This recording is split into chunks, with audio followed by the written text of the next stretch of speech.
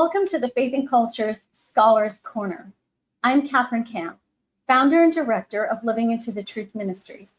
Today's discussion will be on the reality or the hype about extraterrestrial life.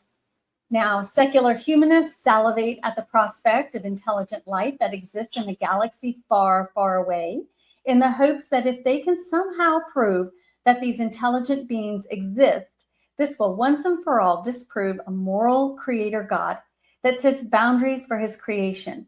What they are missing in their euphoric state is that if there is indeed intelligent life in another galaxy, how did that life come to be? What they are proposing is what is known as an infinite regress, in the hopes of throwing off the perceived shackles of an ultimate moral authority. Then they can live any way they please without guilt or shame or hurting others. Today, we have the privilege to hear from author and scholar Mark Clark. Dr. Clark, author of Daniel in Babylon, published in 2025, is Emeritus Professor of Political Science and National Security Studies. He has many academic papers to his credit. He came to faith during his years in the Marine Corps. Then he launched his academic career. A contributor to Lights in the Sky and Little Green Men, a book that we will be discussing today, which was published in 2002. So as you can see, there's nothing new under the sun. This book was co-written with Dr. Hugh Ross and Dr. Kenneth Samples. Dr. Clark is currently working with Hugh on an updated assessment of the UFO UAP problem, scheduled for release in 2027. He's an avid fly fisherman and active participant in Reason to Believe's scholar community. He and his wife, Mara, live in Laverne, California and Durango, Colorado, and it is my honor to introduce Dr. Clark to the Scholars Corner. Well, Dr. Clark, thank you so much for joining with us today. I am really excited to dive into this. I've wanted to do this interview for a long time, and I finally fit in at the right time for your schedule. So thank you, Lord. This is becoming a very interesting topic. It's always been interesting for a lot of people. And we're going to have some of your expertise talk to us today about the book that you wrote 20 years ago. And I'd like to, if you're allowed to share a few little tidbits about the one coming up, that would be wonderful too. Sure. So is there anything that you want to tell us right up front, like your background and what you have done and what qualifies you as more than just a casual observer in this topic of UFOs, UAPs, extraterrestrial beings? Sure. Thank you, Catherine. So give you a little background. Over 50 years ago, I became a Christian in the Marine Corps. I served in the Marines for 4 years and then the National Guard for 7. And after I got out, I wanted to pursue a career. At the time, I thought either theology or law. And the good Lord had his ways, and he always redirects things to fit his purposes. And I wound up studying defense and strategic studies at University of Southern California. And as the Lord's way, I thought I would go to Washington, D.C. and work as a legislative analyst or in CIA or whatever. And he had different plans. He had me become a professor of national security studies, for which I was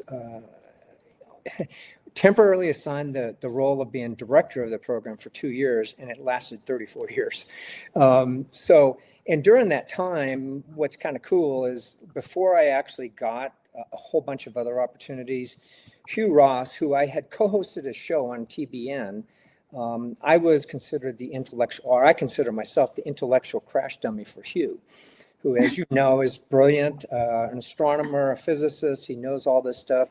And my field is, again, like I said, strategic studies, so international relations, political science. He asked at one point, it was around 2000, I think, to work with both he and Ken Samples to write a book on the UFO phenomena.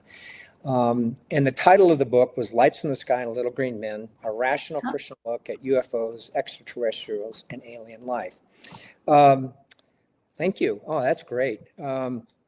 that book was kind of interesting. That was not our title.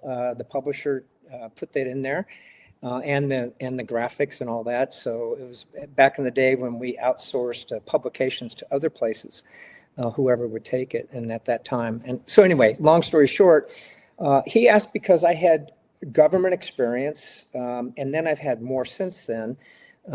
In addition to being in the Marine Corps, I was a political scientist. I studied strategic policy, intelligence studies, and so I've had a lot of academic and practical experience in those things. And so he asked me to write a couple of chapters on government cover-ups and conspiracies, and how can we think about that from a Christian perspective.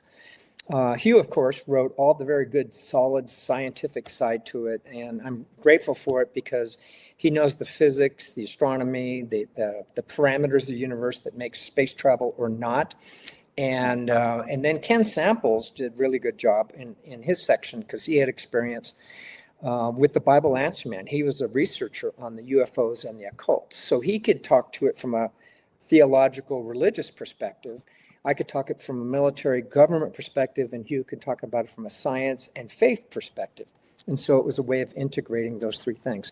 And the book was published 24 years ago now, 2002.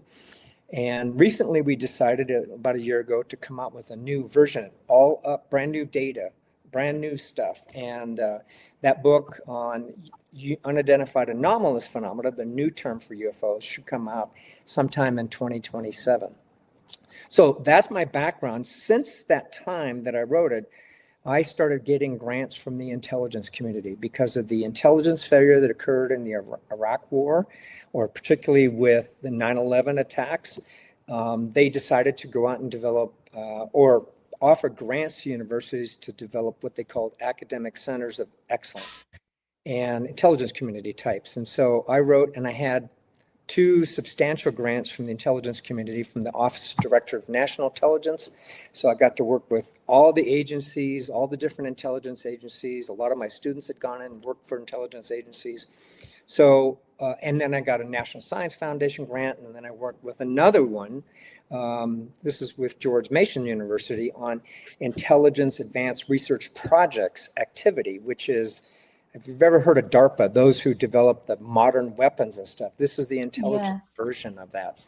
So I had a great kind of background, not only from a academic side, and then in my military side, but then in the academic integration, fusion between the sides, working with grants and all the agencies. So I think for those reasons, I can talk to a bunch of things that would be harder for a lot of people to speak to. Now, there's plenty out there that can, but to be able to bring a rational Christian perspective to this topic, and a faith that's really important to me, because, like I said, I became a Christian in the Marine Corps. Those things are very important to me. Mm-hmm. So. Well, speaking truth into the world it should be important to every Christian, and we shouldn't get carried away with things we don't understand and then start to fear, because that's just not from God. And as a Christian apologist, I want to bring people the truth so that they can have intelligent conversations with others. Because as we know, the secular humanist side of this world, they really want there to be life on other planets because they think that is going to disprove God somehow. Mm-hmm. So we can face things with facts. We don't have to hide or shy away or start dappling in, well, that's unexplained, so I don't want to go there. Well, we should go there. Mm-hmm. And I appreciate your work, and Dr. Ross and Kenneth Samples very much. Thank you for what you're doing. It takes a lot to do. It's one thing to write a book, but it's another to back it up with facts. That's a whole different level. I appreciate it. So your government experience in this particular area of UFOs, unidentified flying objects, what I grew up knowing, and now they've changed it. With your experience, how has that shaped how you view this whole situation with extraterrestrials? And now it's unidentified, what is it, aerial phenomenon? Anonymous phenomenon. And I'll give you the background why it's changed. Okay. Well, so I think the thing that I can speak to probably better than many is not direct experience. I wasn't working in the Pentagon and looking at this stuff. I grew up like a lot of people in the 50s and 60s. I love science fiction. That's never been an issue. In fact, some of my favorite movies are Independence Day, Signs, on a variety of other science fiction. But I have I can suspend my disbelief while I'm watching them. It's just entertainment. But having said that, I think what I can bring to the table is I've seen how the government works up close and personal through my grant experience, through my military experience, through sending a lot of my former students to work in the various agencies of the intelligence community, legislative analysts, the Department of Defense, Government Accountability Office, just an array of agencies and offices. Wow. So I can talk to it again from both a kind of what I would say, not theoretical, maybe an academic perspective, but also a ground truth perspective, meaning I'm not just going to give you the bureaucratic politics model. And that's important, but I'm not going to give you just the theoretical side. I'm going to give you experiential side. And I think that's why I was brought in the first time. Now, I will tell you this. Someone asked me, I taught a class for Hugh Ross, last year actually, on this new topic, and I was asked the question by one of the participants in the class, what makes you excited about UFOs and all that? And I told them, I said, honestly, I'm not. That was not my draw. Again, I saw science fiction as science fiction. I was brought into it because Hugh asked me, and I thought I should do a good job. And I wouldn't say I was either a skeptic or a believer, overly skeptic or overly, believed in this stuff. I really didn't know, so I wanted to examine it. But then I said something interesting that struck him, and I said, it's like C.S. Lewis. He wrote the Screw Tape Letters, and when he was asked about that, what did you enjoy about it? He goes, I wanted it to be done. When it was done, when I researched it and wrote it, I wanted it done and then off the table.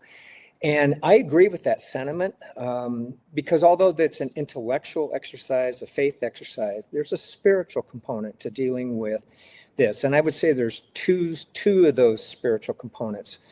One is people who are absolutely fascinated by UFOs, alien life, oftentimes display occultish or cultish behavior. And so it's sort of, it dampens your spirit to see people enthralled by artificial spirituality or spirituality that comes from the dark side. And I'll leave it at that. But I would say the second component is there's a certain level of oppression that comes with it.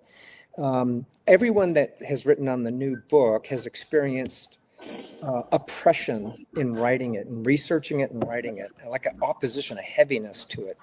And again, so like C.S. Lewis, it's really important. I thought it was I needed to do as good a job as I could. And I think we're doing a really good job on this one. I think we did a good job on that one, but I think this one's going to even be better, the newer one, in that it's more recent, it's more current, and it's all new data. I would say that it's a topic that I'm not enamored with. I want it to be done, and I'm glad we're moving on. But I'm willing to talk about it. So that's not to say I'm not willing to talk about it. It's that, like I said, there's a heaviness to it, and those who really are fascinated with it, that is sort of sad. And I would just leave it at, because it's artificial spirituality. And I'll leave it at that for now as we move to this topic. Yes. Well, it reminds me when you're talking about this, about spiritual warfare. For the people who write books about it, they're usually very short, and things start happening to them because the spiritual realm is very real. Evil is very real. And there are people who get fascinated with it. And I think, okay, we just need to know about it to know how we come against this, if we need to and when we need to. We're educating ourselves because that's what God wants us to do. We can't be blind. So I understand that must be, it's a challenge. I have a book on the table that I'm still grappling with because it's down and dirty about real life. And it's one of those things, well, I just want to do it and get it over with to help other people, not for me. Yeah. Okay. So, all right. In this area, we know that Dr. Ross takes care of all of the physics, the understanding of, is it even possible to travel, time travel, or what is behind that?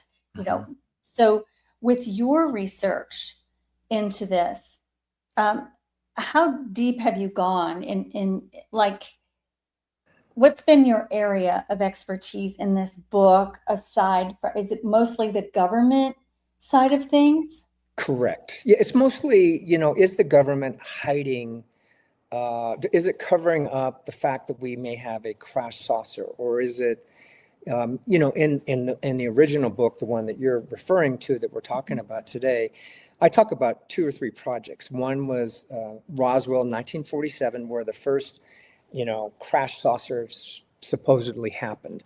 But then also Project Blue Book, which was the government's research into it from the mid-50s until 1969 when the government got out of it.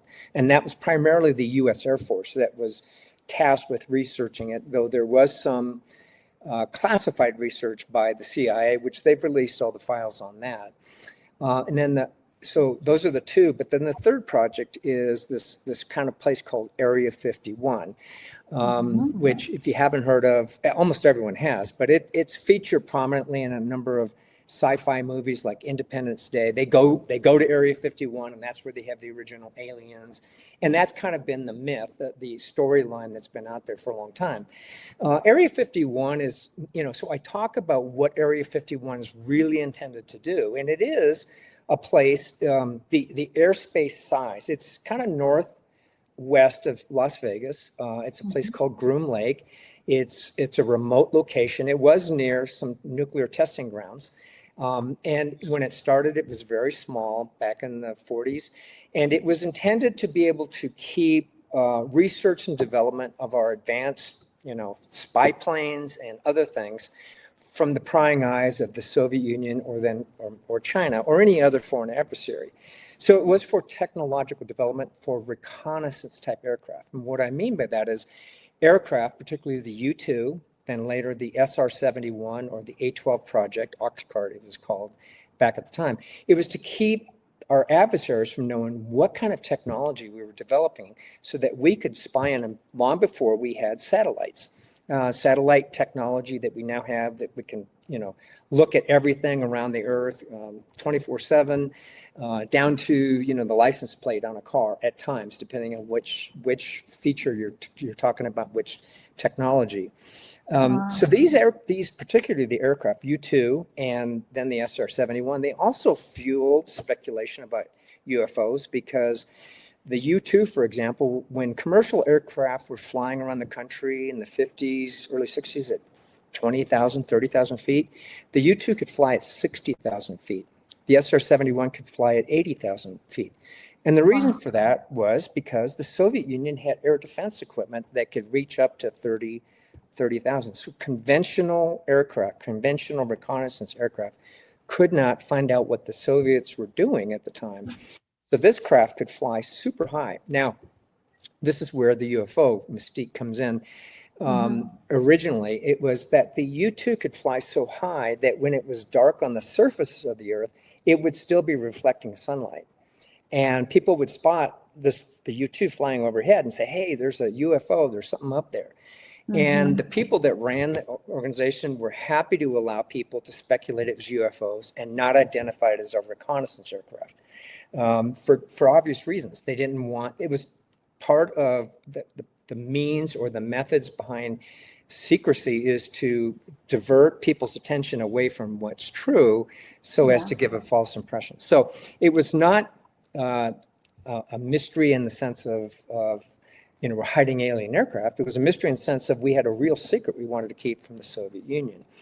When the SR-71 and then later the stealth bomber was developed, and if you remember, the stealth fighter, the F-117 that was used in the Iraq War in 91, it had that very kind of triangular shape and it had really weird edges. The B-2 bomber had super smooth, looked like a flying wing.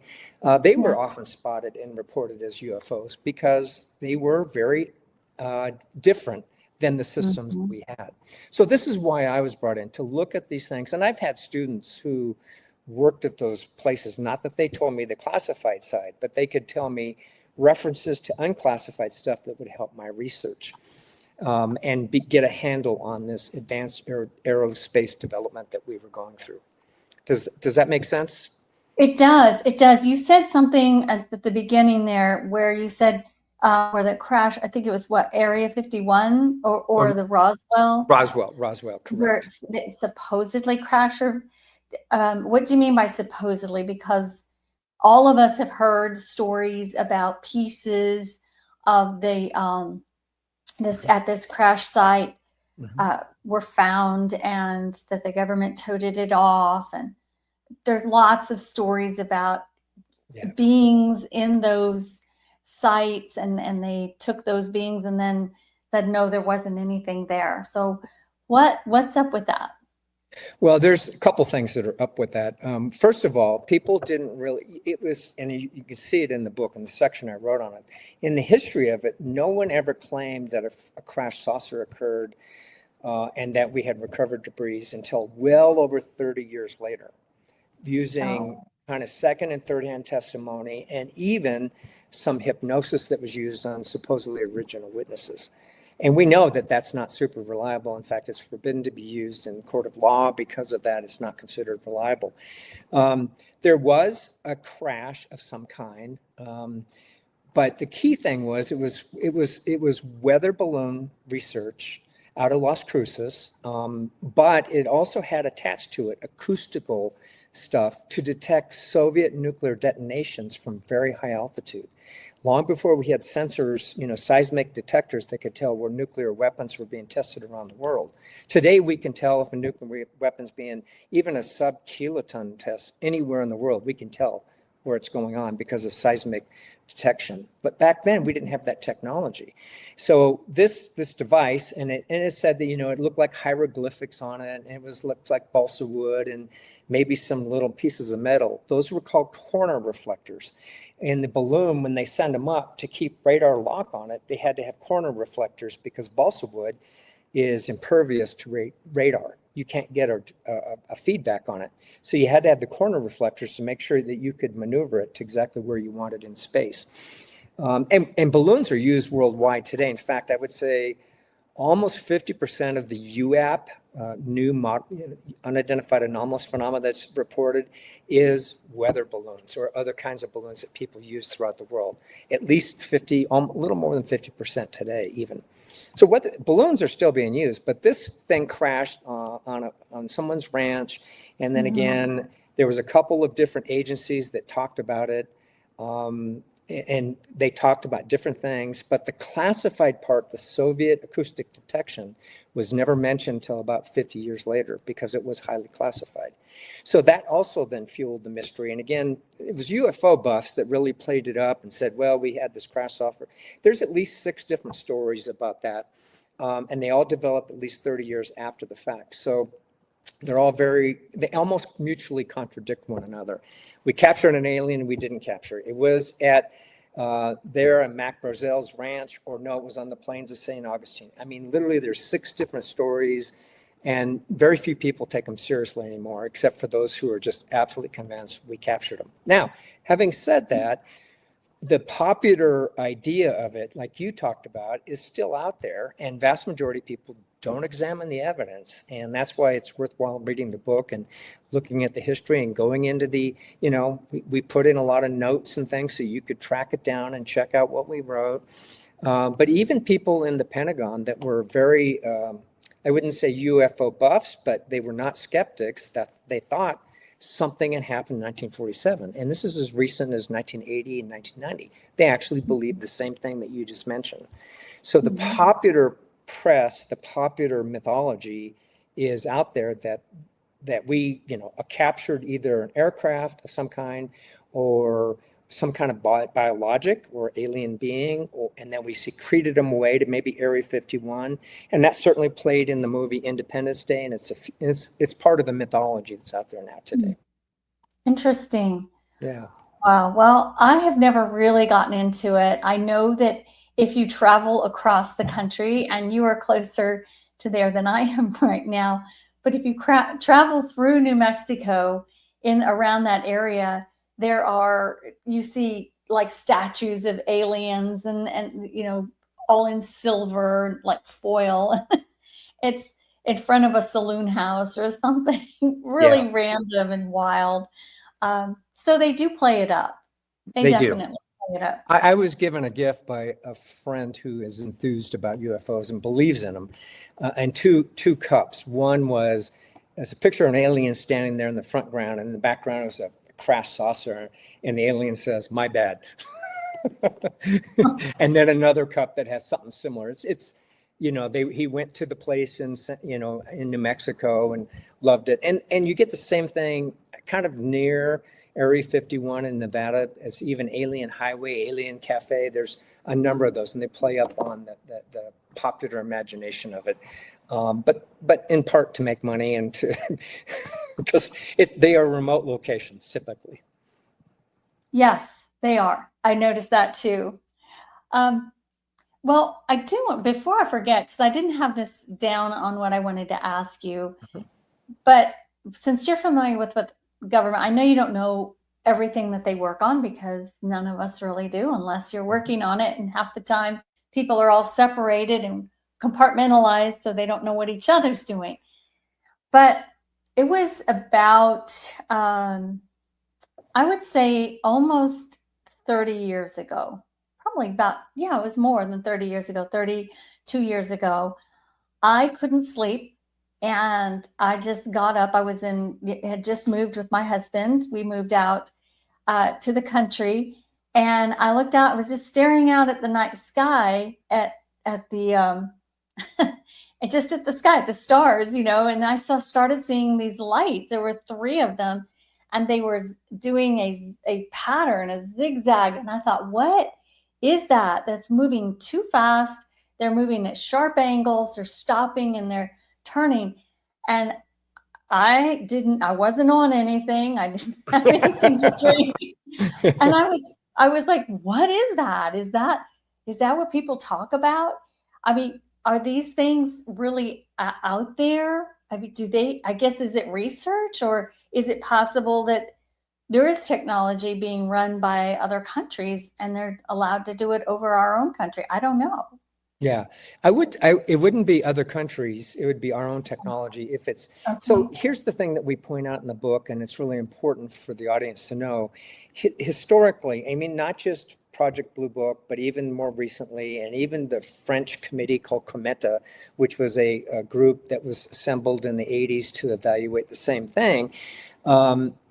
95% of what we cite as UFO reports can be explained naturally, meaning they have a natural, rational explanation. When you mention what you just mentioned, the first thing that popped to mind is I've recently done my drone license exam, and I passed it. And one of the things they have to talk about is this phenomena that pilots have to be aware of called night illusions. Autokinesis, reversible imagery, maneuverability. People mistake at night. If you look at something like a point light, it will begin to move if you look at it too long. So you have to, because of our cones. Our cones are good for color and daytime viewing. Our rods, which like 10,000 times more rods, are better for night vision. So you have to look at things peripherally to follow it, to make sure it's not moving, to make sure it's not going the opposite direction.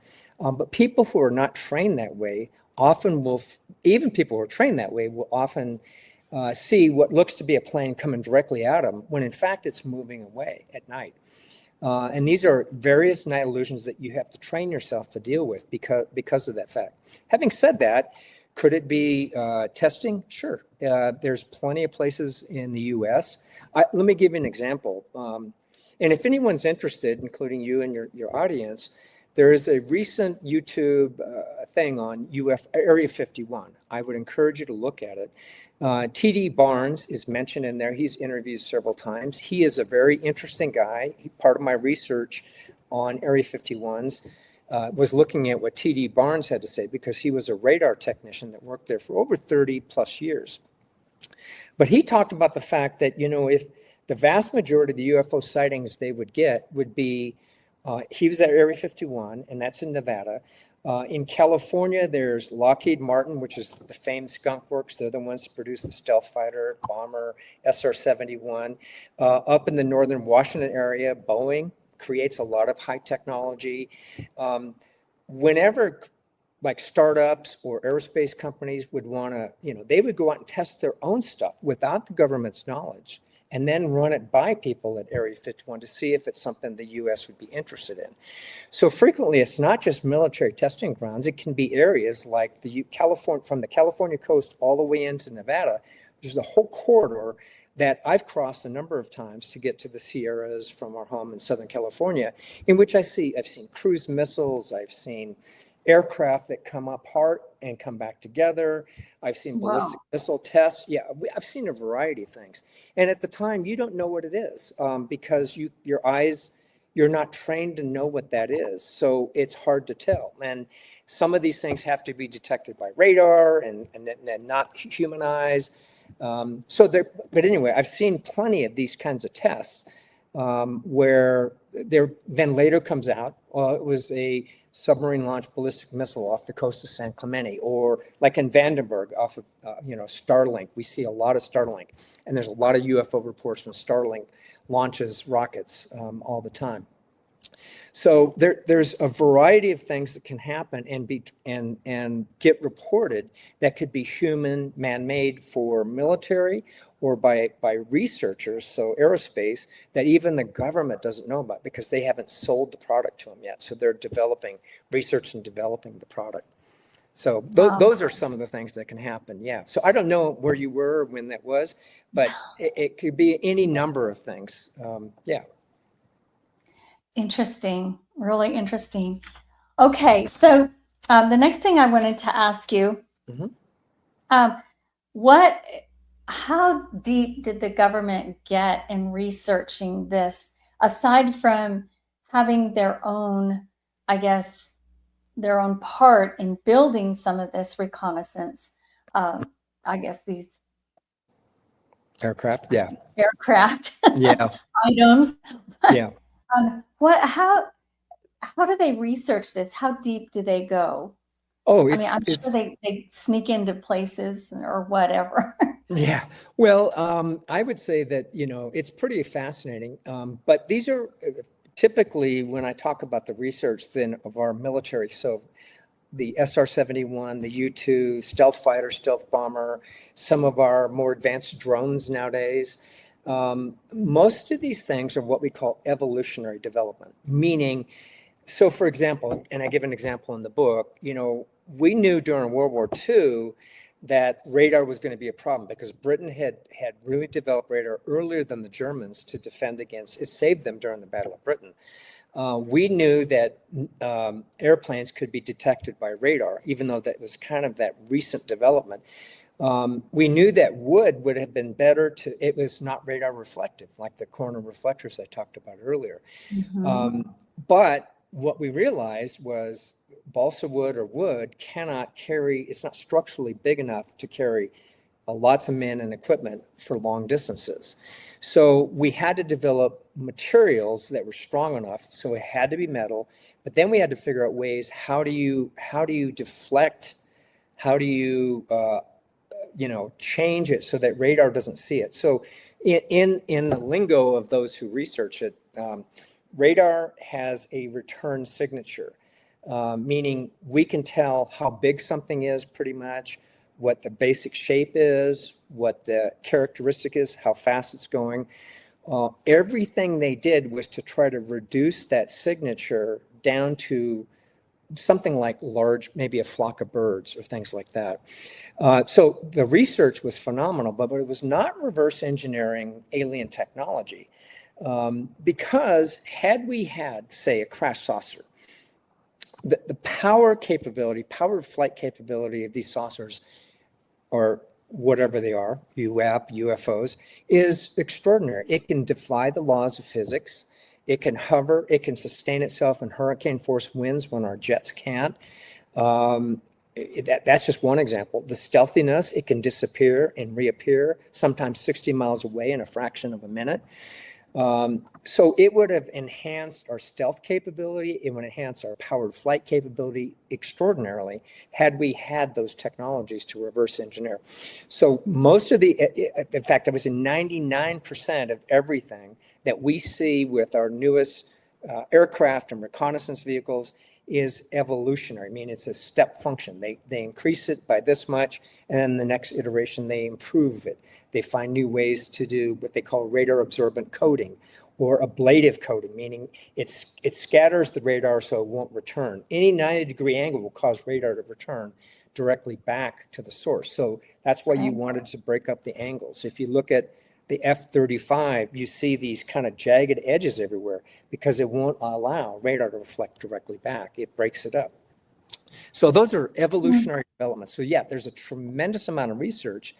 And I would say too, that there are those, our adversaries, who are trying to steal the technology.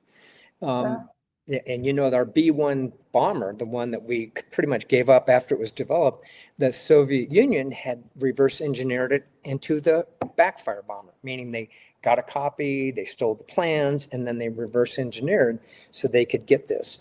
But we have no testimony, and this is something that comes out in the new book. We have no testimony, no evidence of anything reverse engineered from UFOs or UAP today. None of it, because in fact, UAP, they're not even consistent. They're either shaped like a light bulb, like a balloon, like a cigar, like a football field, like a saucer, spherical. There's, you know, it's like whoever manufactured these, and I'm joking, did it in a way that's not consistent with mass production. They didn't learn Henry Ford's idea that once you get a good pattern, you develop it full out. So yeah, so I would say that the evidence is not there that they're reverse engineered, but it's clearly an evolutionary development throughout time. Okay, so yes, one of the things I've heard about is a Tic Tac, and I guess it's shaped like a Tic Tac. It's shaped like a 40-foot long propane tank, but from Commander David Fravor was the guy in 2004 off the coast of California, observed this thing, and it was called on the video later a Tic Tac. Yeah. So but it's large. It was, like I said, 40-foot long, and it was, and which is interesting because if you think about it, the shape, there's no obvious signs of propulsion, no airfoils, no wings, no flaps, ailerons, any way to maneuver it, no rotor blades. How does it maneuver? I mean, that's what would have radically changed our technology if we had actually gotten one and reverse engineered it. That's what I was thinking. It sounds more like, I can't remember what they're called, but like the Zeppelin, those, but I mean, you could see how they were being propelled. Yeah. They did have a propeller. Yeah, they did. They actually had a propeller on the back to steer it in the direction it would go. Correct. Yeah. Yeah. Interesting. Yeah. All right. So you probably get a lot of pushback on this because people really want to believe in these UFOs or these unidentified flying objects. How do you respond to people who they don't want to believe what you're saying? Well, you know, for anyone that's unwilling to look at the evidence, it's hard to have a discussion because, and we all have either friends or family members or others we've dealt with who refuse to believe anything that contradicts their initial assumption. We call it, you know, what we call it in logic and philosophy and in the fields that I work, are hypothesis confirming bias, meaning there are people who will say, well, I do all this research. Scientific research or anything social science, good social science and science research doesn't seek to prove our hypothesis, it seeks to disprove it. And when we can't, It may not prove that it exists, but it's more likely that it's true. On the contrary, vast majority of us, and certainly people who are fascinated by something and they want to believe, who are unwilling to, evaluate the evidence, they don't look for evidence that contradicts their position. They look for evidence that confirms it.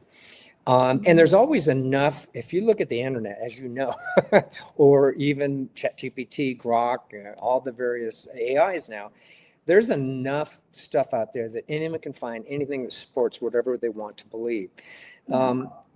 So having said that, what I would say is the way I approach people who are convinced is I'm very gentle and respectful.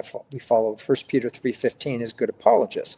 Always be prepared to give a defense for those who ask for the hope that's in you, yet with gentleness, respect, and a clear conscience.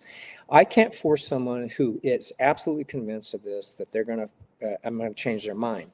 However, I am going to be their friend and pray for them and be willing to be there if they ever challenge their assumptions or are willing to examine it.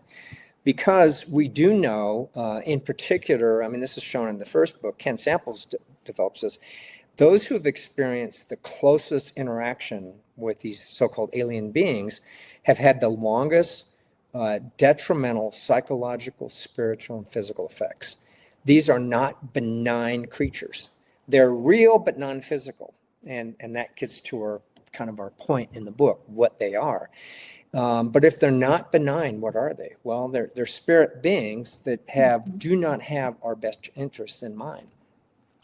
And so now I've got a very close friend who absolutely disagrees with me. I still pray for him daily because he will not listen to my take. But I'm going to pray for him because that's how we have to be towards those who are wrapped up in this and be prepared to help them if they ever ask for it.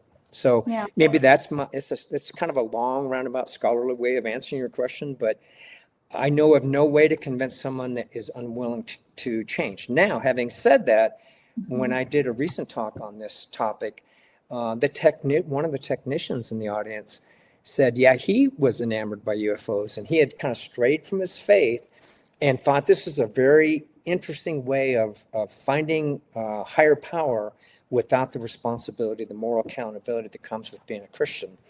Until he started experiencing those deleterious effects. And then he realized this is spiritual and it's dangerous. And then he repented and came back. So we have to be prepared for those. And we do that in the book. We actually have a section, always be ready to give to those who need an account and be prepared to help people.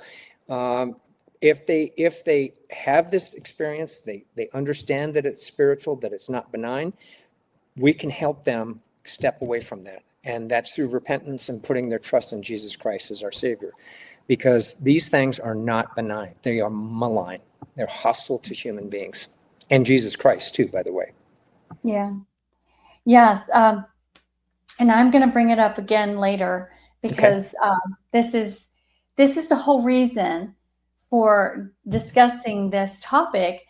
And I thank you for all that answer, because there are people out there who want to know how do I approach this with my cousin or so and so, my friend or colleague, and not come across as Miss Know-it-all or Mr. Know-it-all at the office or at family gatherings, but they care about their this person's soul in the end of it all.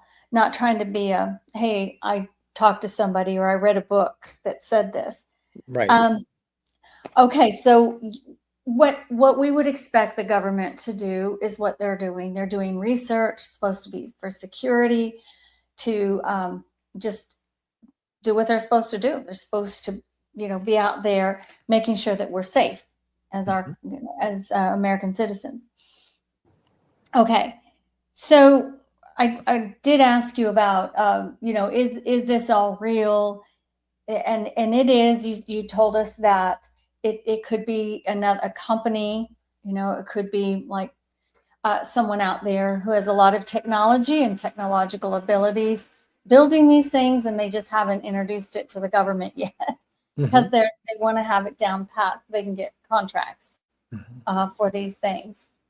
And so I guess China and Russia are doing the same thing, but they wouldn't be allowed to be in our airspace, right? No, and this is where right now the big, the challenge that we've seen, number of members of Congress have wanted an investigation into the recent UAP phenomena, which is covered in the next book. But and they're worried. Even Ryan Graves, who was one of the two pilots, naval aviators, who testified in Congress in 2023 about this, said, well, if it's a foreign adversarial threat, this is for the intelligence community to figure out.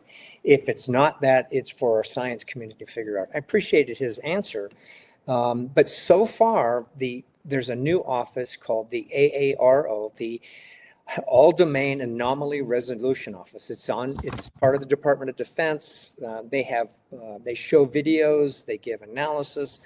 It's covered in the next book that we're going to the next book that comes out in a year or so. Great.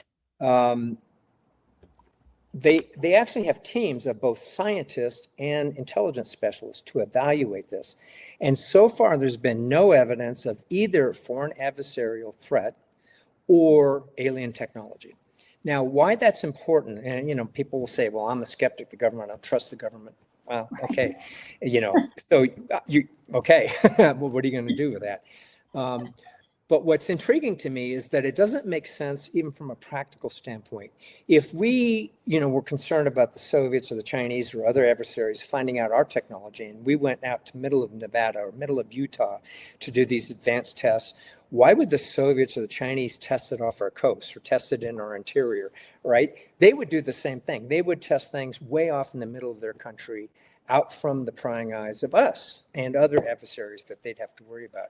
So it doesn't make sense from a traditional kind of commonsensical approach why China or Russia would do it. Now, there was some concern during the New Jersey Lights problem that, well, maybe there's an Iranian boat with drones and things like that. And that's possible. I think those were more drones. In fact, that's pretty clear. The evidence come in on that, though we can't track them. And that's a problem that we have to overcome. Why can't we track the drones that are out there? There's a bunch of reasons why that's the case, and we don't want to get into drone technology, but so there could be some small scale stuff, but large scale advanced stuff. I mean, we did see what in 2022, was it? The Chinese balloon that came over that, and we had to shoot it down eventually under the Biden administration. That was a pretty embarrassing thing. But it was spotted by amateurs. It was not spotted by our radar, or it was, but then it was followed by our technology to see what it was looking at. But it was flying over our ballistic missile bases. So it clearly was espionage of some kind. Yeah. So, but advanced aircraft, there's no way they would test advanced. What if it crashed? I mean, there's all these reports of flying saucers that crash. Well, if it was foreign adversarial technology that crashed, that would just be a gift to us. One of the gifts that we like when other countries go to war is that they would capture a piece of technology that we don't understand, the Soviet, Russian, or Chinese, and then we take it back and try to reverse engineer it to understand how can we evade it, how can we defeat it, how can we counter it in time of war. So, that makes sense. So. Yes, definitely. Okay, so you did say you would tell us why they changed it from UFO to UAP. Sure. So, there's a stigma attached. And so beginning in around 2004, it actually came out in 2017, both Politico, which is an online magazine, and New York Times, about the same day, published a story on a 5-year research project called the Advanced Aviation Intercept Threat Program, ATIP. And it was that the Defense Intelligence Agency spent $22 million researching alien technology. And it sounded, it was a big headline, right? There's something more mundane going on there. Bob Bigelow, whose budget, he headed the budget hotel thing, was a big donor to Harry Reid. And he has a aerospace company. He had asked Harry Reid to put a earmark in the government to do research on it. So he pushed it. He was this majority leader in the Senate at the time. He pushed for it. The DIA funded it. It was 22 million, and not really anything came of it. But that's when they began to realize. They also talked about there's two big classes of incidents, one in 2004 and one in 2014-15, when the Navy began spotting these things. And the Navy wanted a better way to report it. And what they found was, if you said people, hey, report your findings of UFOs, people didn't report it because there's this huge stigma attached to it. You're in the loony bin, right? Yeah. So they began to call it something different. And the French and the British for a long time had called it something different. The British called it unidentified aerial phenomena, and the French had called it unidentified aerospace phenomena because it transitioned between space and air. What we had reports that there was some what we'll call transmedium craft. So they went from subsurface, so in the ocean, and transitioned to air into outer space and back again. So they had to call it something different. And it became unidentified anomalous phenomena that could not be explained by normal laws of physics. And they weren't just flying craft, they were all these other shapes and sizes and things that we talked about. So that's where the term came from. It was designed to reduce the stigma attached. And it's working because the Navy's reported more, Air Force has done more. Now commercial aircraft, the FAA's require commercial aircraft to report it. So there's a lot more reports. And if you go to the Department of Defense AARO website, you'll find that there's all kinds of new data sets. And they produce I would say biannual reports on it that are intelligence assessment of it. But again, as I pointed out, so far, they have not identified either alien craft or foreign adversarial threats. Those are the two big ones that most people were worried about. And the real UFO buffs are really mad because they really want to find one. And I'm sorry, it hasn't happened yet. Wow. Okay. So when our government, you said when our Air Force or when our Navy is out there and they see something come up like this and they report it, is this international waters? So are they seeing something that someone else has developed? Is that what's going on? It could be anywhere. It could be around. In fact, the original reports were around U.S. military bases. In fact, that was the original problem with it. It was what we call collection bias. It was too narrowly conflict. So now it's open. Any U.S. pilot, whether in the military or civilian, anywhere in the world can report it. So yeah, it can be any number of things. And they kind of go through and assess, is it balloons? Is it, is it a natural recurring phenomenon? Is it light patterns? Is it meteors? Is it any number of things? And if we don't know, they leave it unidentified. They say we don't know what it is. So that leaves open then this category of UAP, unidentified UAP, meaning that we don't know what they are. The others are, and well over half have been identified. But there's still this large fraction of reports that we don't know what they are. And that gets to something interesting. Earlier, you had asked a question, and a lot of people would say, well, the U.S. knows, it's covering it up. What I think the vast majority of good researchers have found is the U.S. doesn't know what this phenomena is, that it's as baffled as are the Russians, as are the Chinese, as are other countries' governments. We're mostly baffled. This is a mystery, which is why our book is so important, because we think we actually can get to what is real but non-physical, and that is the spiritual realm. And can the real but non-physical have physical impacts? And we know it can. If you just go to the book of Daniel chapter 10, he's had a vision and he's been in a prayer and fast for 3 weeks. And then all of a sudden, this angelic being, this celestial being comes to him, and he's described as this man sort of dressed in linen. Daniel faints, dead away, and has to be revived. His 3 friends faint and run away. They can't handle this presence of this angelic being. It can have that kind of physical impression. And these are good angels or good spirit beings. Imagine the kind of effect that a malign and a malignant spirit being could have on people. So it can have, real but non-physical effects. And that's what these UAP display, real but non-physical, meaning They seem to be real. We can catch them on sensors. We can catch them on infrared. We can catch them on radar. We can have human observers. We can get them on cameras. But they defy the laws of physics. They defy the way in which normal propulsion would occur, aircraft behave. I don't know if you've ever watched Top Gun Maverick, the more recent one with Tom Cruise, but in there towards the end of the mission, he pulls 9.5 Gs. G force is the force of gravity on a person. In piloting, they say that, normal, the height, the most that most people can pull and survive is about 5 or 6 Gs.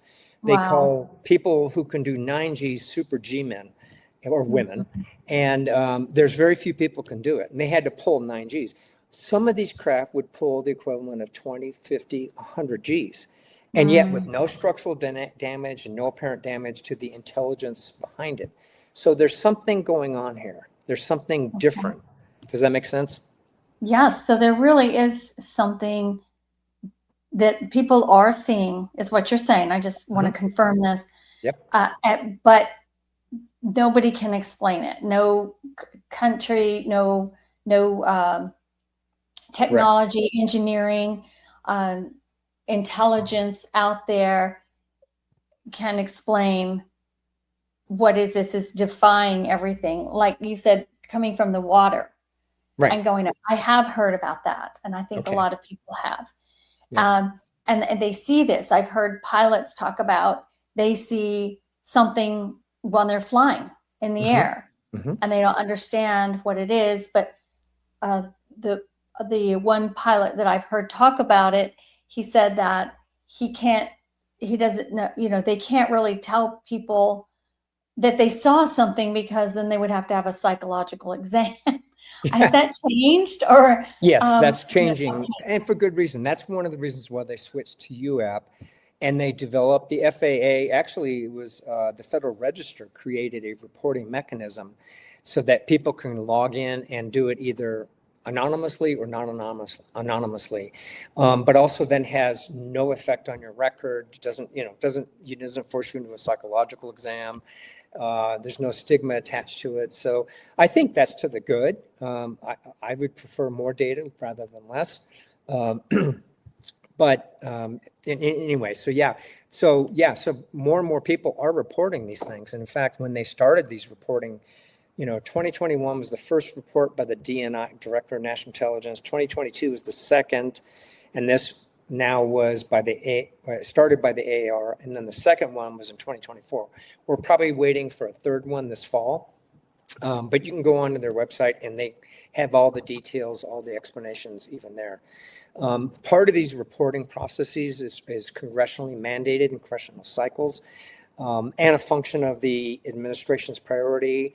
And this administration, as you know, is going through a war with Iran right now and challenges elsewhere. So I'm not sure this is the biggest priority they have. So we'll see when the next report comes out. But I would suspect it'll be fall of 2026 would be the earliest that we would see another report on it. Okay. So this is very interesting. Because we can't explain this, and it doesn't seem, we see it with our eyes, but it doesn't seem physically real. Or does it seem real when what people have seen? It does seem real, but it's not physical. So it's hard for people to wrap their head around that. But we as Christians, I think, know what that means. These small amount, like I said, 95 to 98, 99% can be explained as natural occurring phenomena, misidentified, software glitches, radar, all kinds of reasons. But for those that remain, what we've experienced and what we talk about in our book is that the vast majority of people who see these things and see them on a recurring basis have had experiences with the occult. They have open doors to the occult. And it may not just be them, it may be they're in association with someone that has that and why the phenomenon occurs around them. So it may not be the pilot, it could be someone on the craft, or it could be, someone else, right? So, and when multiple people see them, usually you don't get that many people that see stuff like this, but it does occur on occasion. Yeah, it does occur. But it's normally because there's probably someone with an open door to the occult. And that's where we get into, if that's the case, and if you're experiencing it, we give ways for you to, find a way to walk out of that and turn your life over to the control of Jesus Christ, which then provides deliverance and relief from these things. Okay, so I think what you're saying is that these are manifestations because of what the enemy wants us to see. Are they getting inside people's heads, or are they have the ability to manifest? Yeah, they do have the ability to manifest, and not only Okay. can some people see it, but it can even be picked up on, like I said, radar sometimes, sensors, not all the time, but often. But what's interesting is that then there's reports, like for example, and it's in a case study that I do in the next book, but in 1975 in Iran, this one pilot goes to engage one. He was a Royal Iranian Air Force pilot. He goes to engage it, turns on his aim sidewinder, and all of his weapon systems shut down. Whoa.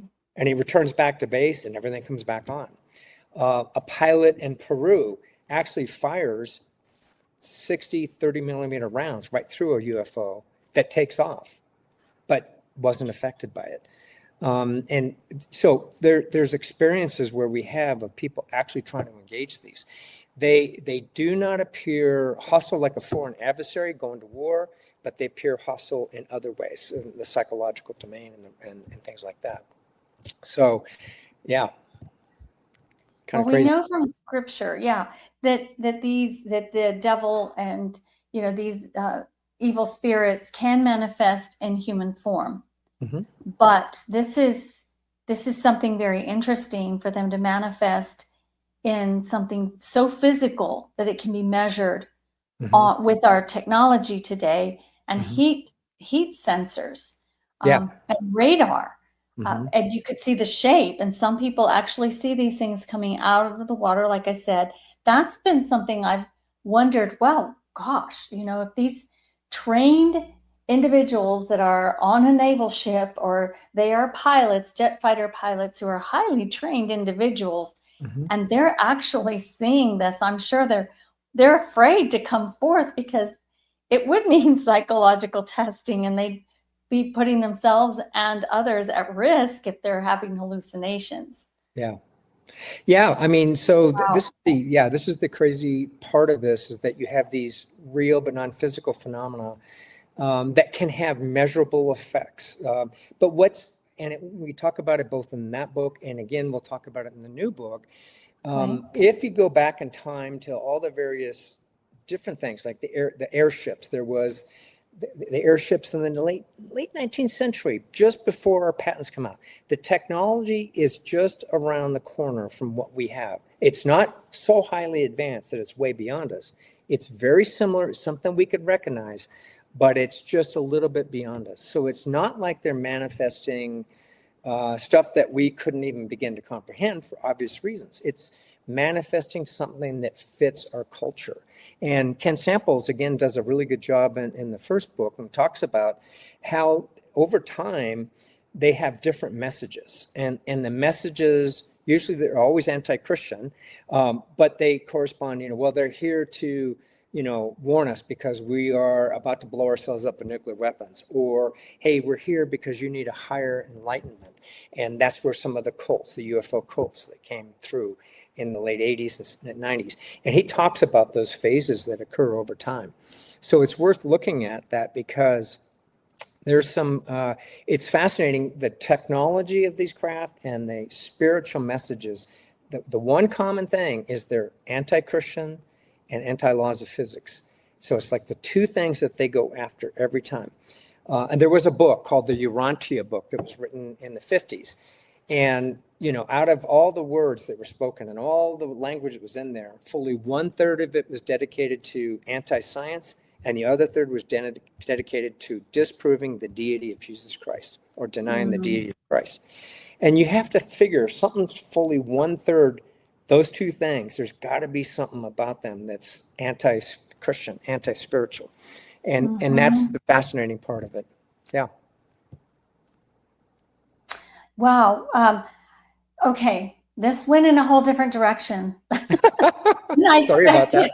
I didn't know it's a good thing, because you hear about people who had experiences of being abducted, Hmm. and knowing that they were being lifted and experimented on. I don't even know how to even think of that, but it doesn't sound like it's from God. Definitely not. Hmm. Um, but I've also heard, in my studies of looking deeply, and I guess demonic experiences where people have been, they feel themselves being levitated. Um, they have attacks at night. They get sleep paralyzation. Hmm. The spirit of Python, Leviathan. Uh, have you looked into those phenomenon of people feeling like they've been abducted? I have a cousin who feels like he was abducted as a child. Hmm. And so I don't know where that comes from. Well, so Ken does the contactees and abductees. He has 2 chapters and gets really in detail on that. And I mean, without going into a lot of detail, because it's in the book, what's interesting is those are the 2 groups that have clearest evidence of open doors to the occult. And Mm. they also have the longest running psychological, spiritual, and sometimes physical harm to themselves as a person. That's devastating.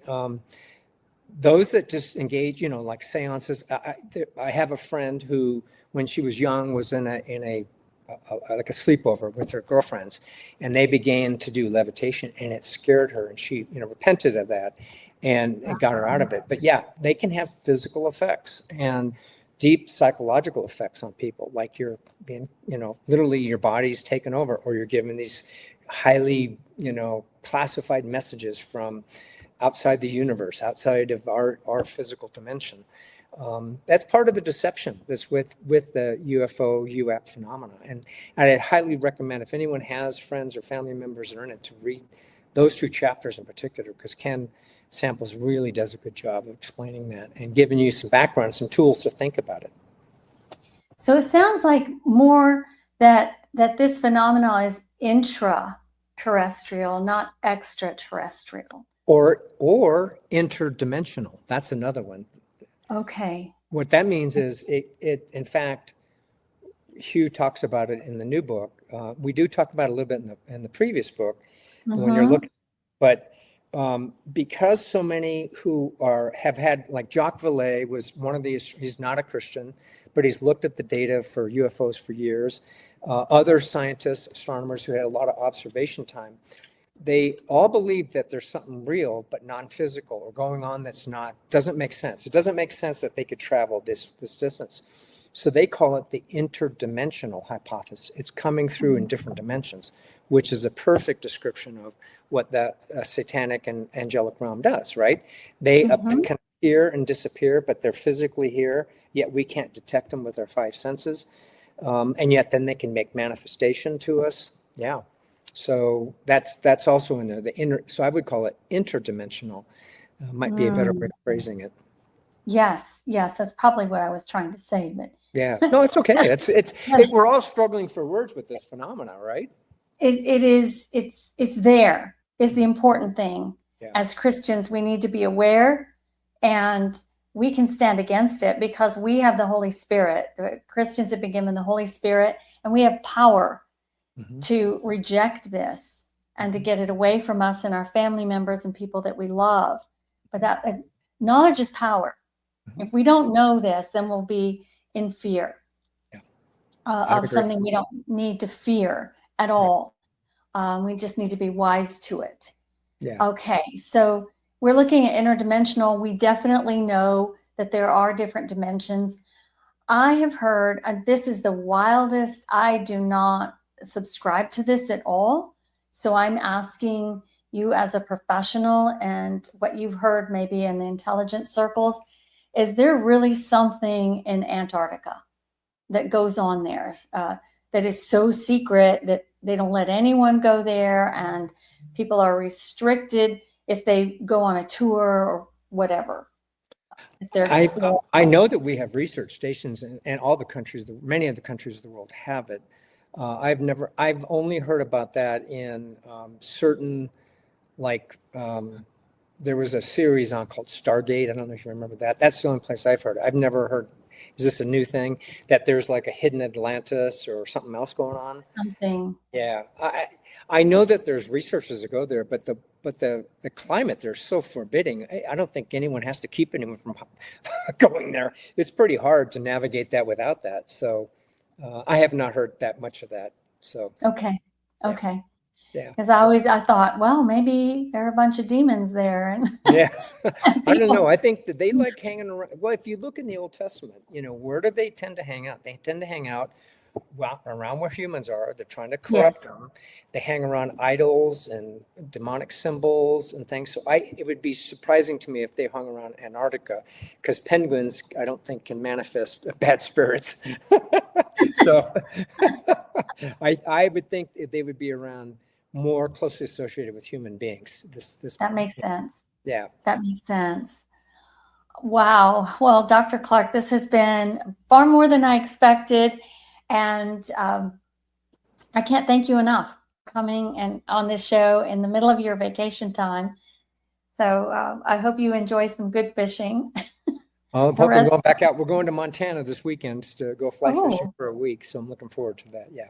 wonderful. Yeah. God, the great outdoors. How wonderful. Yeah. Okay. Well, is there anything else you want to close us with that you think people should know? Because this is a big deal, and it's coming up more and more. When it is talked Yeah. about in Congress, and they are coming forth with this information. And then I think Spielberg just made this big movie about it. Mhm. It's almost like there's this trickle, and they're going to do something to put fear in everyone. I don't know. Yeah, I would agree with you. I would think two things. Going back with the spirit of 1 Peter 3:15, always be prepared to give a defense for the hope that is in you, yet with gentleness, respect, and a clear conscience. Which means then go study, go learn, figure out what's going on, get an answer, and be willing to pray for those who are entrapped by this. That's the first thing. And the other part, I like what you just said, is greater that is he who is in you than is he who is in the world, including Yeah. the fallen angels. They are not more powerful than God. We are protected. We are blessed. Yes, you can experience oppression with these things, but you cannot be possessed and you cannot be beaten, and no one could take you out of God's hands.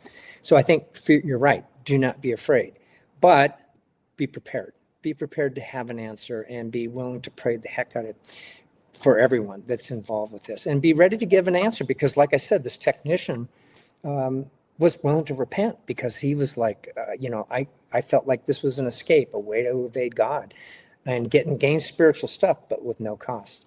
So be prepared. There might be people near you, it's documented, well over 50% of people either think there are UFOs or believe in them.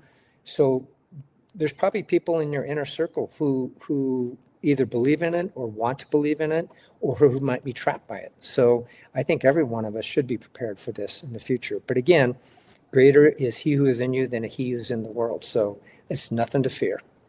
No, not to fear.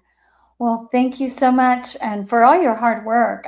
I'm very excited for your new book to come out. I'll be looking for it, and I hope everyone else is too. Thank you so much. I really appreciate it. Good talk to you.